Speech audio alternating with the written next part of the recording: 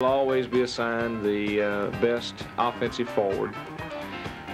Kevin has been a blender. We haven't depended on Kevin to do a great deal of scoring, but he scored better so far in our early workouts. He's a fine competitor, and he'll also give us some very valuable leadership too. And there's a pair of guys who were solid off the bench last year. We depend a great deal on the experience coming back, and in particular Jeff Gruber at a guard and Phil Scott coming off the bench. So these two were able to play so much last year right at the end when we got in trouble with the Sun Belt tournament and the 3 games where Lou didn't get to play. Phil came in and gave great support. Jeff started. So even though we were crippled at the end of the year, the opportunity to play these kids is going to help us, we feel, starting off this year. Plus, there's a trio of freshmen this year. Where do they fit in? The way we will play them at this time is to try to play all 3 of them during the first half. And then whichever one is doing the best, then we'll probably play him the most in the second half. They're all 3 very competitive, and they're hard workers. Each one, Bob, seems to have a skill that's a little bit different than the other one. One may be able to run a little bit better, one's got better hands, one anticipates better. If you put all 3 of them together, you got a Maxwell, but we don't have that. So we just kind of piecemeal it together, and whichever one's doing the best and stays out of foul trouble, that's the one we'll play. And for UNCC, the fruits of their labor is paying off as the schedule gets tougher each year. We have 10 out of our first 15 games on the road. When you're trying to increase your schedule and be more competitive and play younger players, you're going to have a difficult time. And this is what we're striving for. We're committed to playing the best schedule we can possibly get, even if we have to go on the road like we are tonight at Illinois and then we go to Mississippi. But if we can get through those and not lose some of the important threads of team unity and morale, then I believe down the stretch, when we get them back home in the Coliseum and we get a chance to play in front of our own crowd in our conference play, I think we'll be very competitive.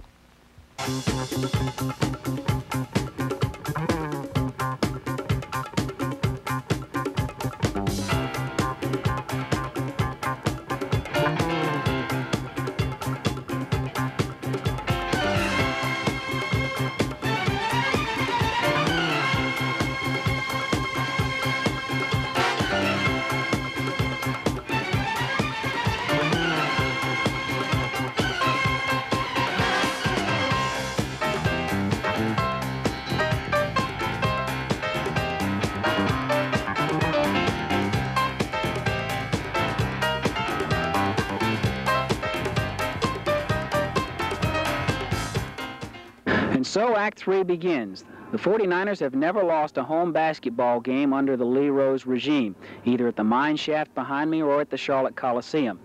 Acts 1 and 2 produced command performances. They ended with standing ovations. But this is not a 3-act play, it is a continuing drama. And as the 1977-78 season unfurls, you can bet the 49ers will bring down the house again. Queen City TV is out to make sure that this won't happen this Christmas. This year, Woody Player joins with RCA and the Marine Corps and the Toys for Tots program. Bring all your new unwrapped toys to Queen City TV, and Woody Player will give you $10 off the purchase price of an RCA color track for each toy brought in. Woody says, buy RCA's best, the color track from Queen City TV, and help a child have a Merry Christmas.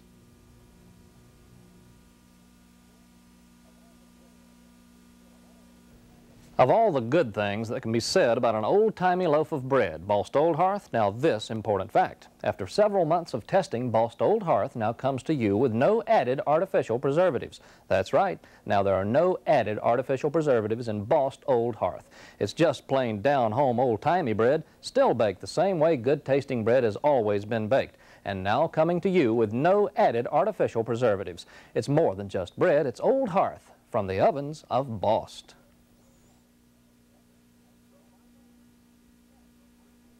The rivalry that isn't yet is being brought to you by Queen City TV and Appliance, your local RCA and Lytton headquarters, and by Bost, bakers of country grain, nature's own natural bread with no added preservatives.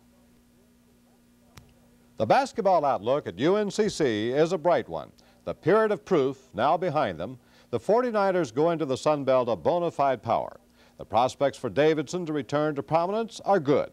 Dave Pritchett has garnered a bumper crop of freshmen. The fans are chomping at the bit for another season. It seems inevitable that a confrontation is drawing near. Davidson and UNCC men, past and present, agree, and so does Coliseum manager Paul Buck. If they ever had it played here in the Charlotte Coliseum, we certainly have to bring out the seat stretchers, because it'd probably be the biggest mob scene you've ever seen to see just who is the best. I think the people in Charlotte enjoy good basketball. I believe they want good basketball.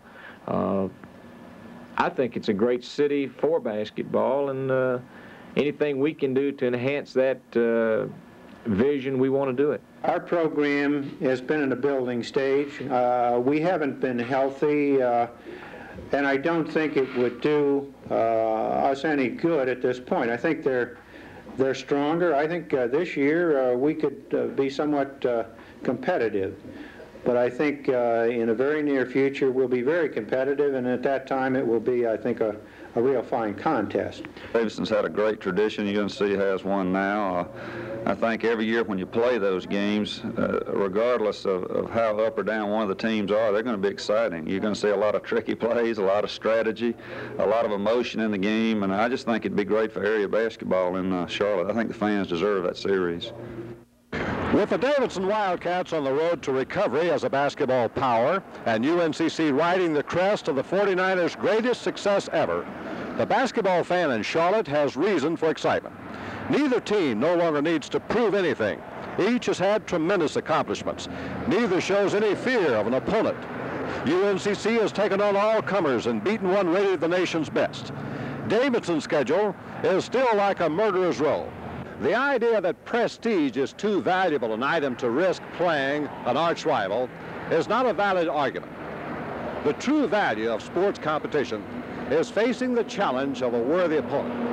That's why there's an extra excitement these days for Charlotte basketball fans as they think of the possibility of this announcement on the Charlotte Coliseum marquee.